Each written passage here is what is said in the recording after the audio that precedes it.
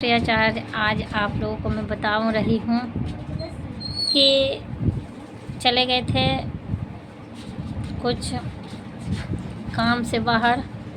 तो आज वीडियो सवेरे में तो नहीं डाल पाए हैं, 12 बजे में वीडियो डाले हैं। और आज का कुछ महत्वपूर्ण जानकारी है जो आप लोगों को मैं देना चाहती हूँ। इसके लिए मेरे चैनल को लाइक सब्सक्राइब कमेंट ज़रूर कीजिएगा, ताकि आप जब तक लाइक शेयर कमेंट नहीं करते हैं तो मेरी आत्मबल मजबूत नहीं होता है और हम आपको आप तक वीडियो पहुंचा पाते हैं।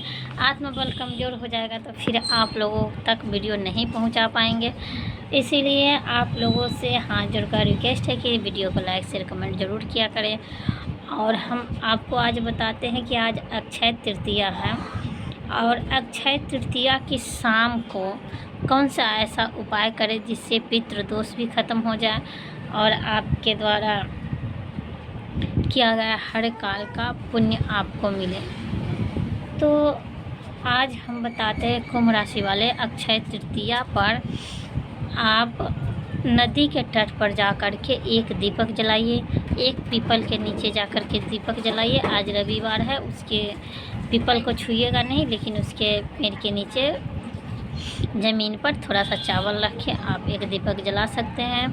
कुंभ राशि वालों के लिए मैं बता दूं कि आज का दिन कुछ खास नहीं है और आज कुछ उनको पैसे की तंगी की सामना करना पड़ेगा। और दूसरी बात है कि आप कुंभ राशि के अगर जातक हैं तो आपका आंवले के पेड़ के नीचे थोड़ा सा घी, उसमें इलायची और इत्र डालकर आप आंवले के पेड़ के नीचे दीपक जलाइए। गुड़, थोड़ा सा घी और थोड़ा सा एक बत्ती लेकर के आप बेल के पेड़ के नीचे दीपक जलाइए। सरसों में लौंग डाल करके आप समी के पेड़ के नीचे आप दीपक प्रज्वलित करिए। इससे आपका शत्रु खत्म हो जाएगा और आपका सारी समस्याएं खत्म हो जाएगी। क्योंकि पता है कुंभ राशि के जातक जितने भी हैं, बच्चे को छोड़कर, क्योंकि लगभग बच्चे 5 साल तक माँ बाप की भाग्य से चलता है।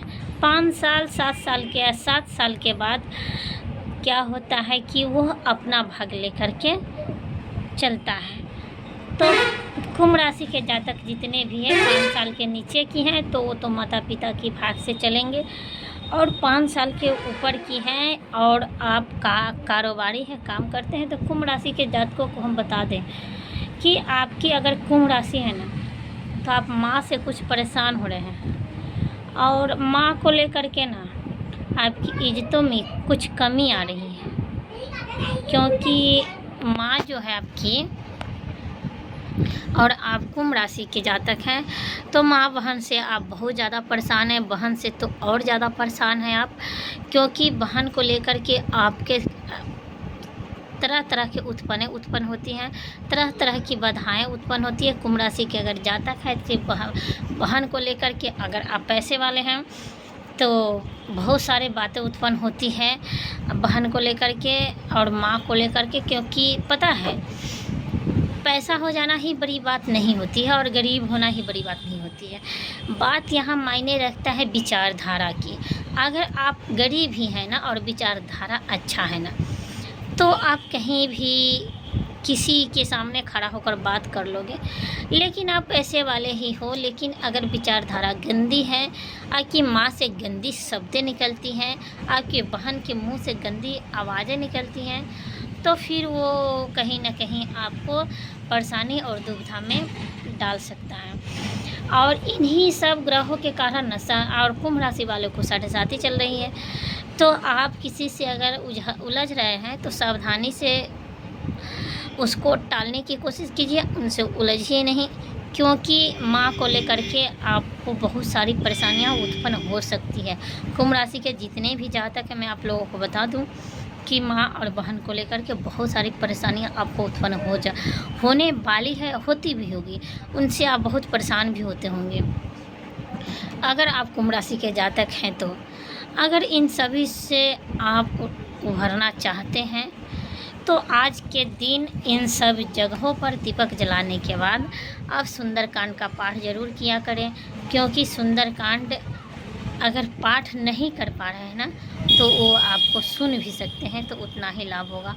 क्योंकि पता है जब रावण जब शनिदेव महाराज को ना उल्टा बांध कर लटका दिया हुआ था लंका में, और शनि को ना न्याय का देवता माना जाता है, और न्याय के देवता ही आपसे अगर रुष्ट हैं, आपके पास लाख पैसा है, लाख दौलत है, लाख शोहरत है, आपके पीछे लाख बहुत सारा इंसान अगर खड़ा है ना, लेकिन आपके प्रति अगर कमियां निकल रही हैं ना, आपके प्रति इंसान कमियों को ढूंढ रहा है ना, कमियों के इकट्ठा कर रहा है ना, तो फिर आपका वो दौलत शोहरत कोई काम की नहीं रहेगी। क्योंकि हर जगह सिर्फ देखा जाता है कि कमी का किसके तरफ से है।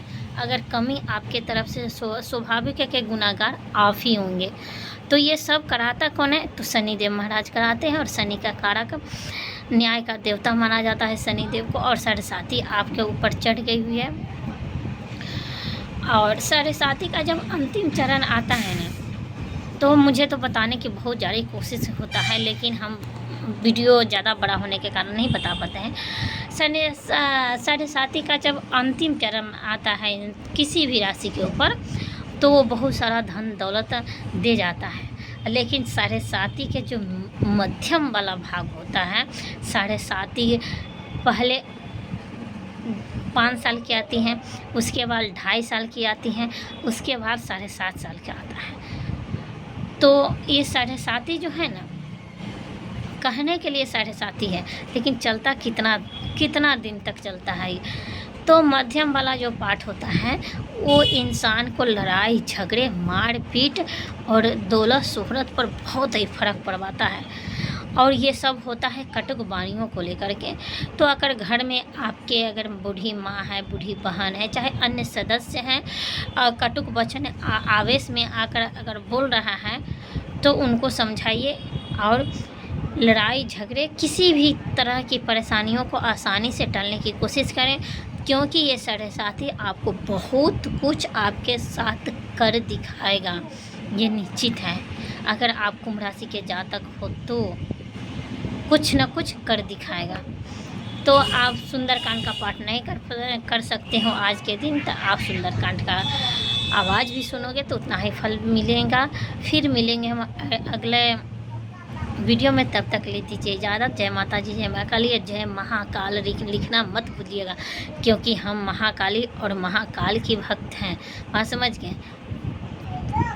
दर्जा तो हर भगवान को देते हैं, क्योंकि भगवान हर स्वरूप अलग है, लेकिन भगवान एक ही है। तो हर स्वरूपों को दर्जा देना तो अति उत्तम माना जाता है, और मेरा कर्तव्य भी है। इसीलिए हम सभी भगवान को पूजते हैं, लेकिन हम जो भक्त हैं सो महाकाल और महाकाली की हैं। तो आप लोग जय महाकाल, जय महाकाल, जय माता दी ज़रूर लिखिएगा, और फिर मिलेंगे अगली वीडियो में। तब तक ले दीजिए इजाज़त। जय माता जी, जय महाकाली। और इन उपायों को करना आप कभी भी मत भूलिएगा, क्योंकि आज अक्षय तृतीया है। जो भी कार्य करेंगे वो अक्षय प्राप्ति का पुण्य दिलाएगा।